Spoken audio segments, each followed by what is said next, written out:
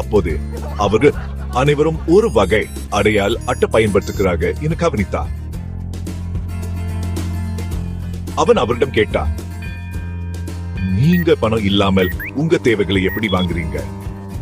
இது உண்மையா? நம்ப முடியவில்லை. மற்றவர் பதிலளித்தார், இந்த உலகில் நாம் அனைவரும் சமம், எவருக்கும் பாகுபாடு இல்லை.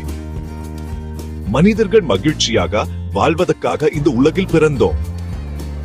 தினசரி வேலை செய்வதன் மூலம் இந்த அடையாள அட்டையை பயன்படுத்தி நம் தேவைகளை பூர்த்தி செய்யலாம். வேலைக்கு சென்றா அந்த அடையாளத்தில பதிவு செய்ய வேண்டும். காரணமின்றி வேலைக்கு வரவில்லை என்றால் அந்த சலுகைகள் நீக்கப்படும். தொடர்ந்து வேலை செய்தா எல்லா சலுகைகளும் உங்களுக்கே.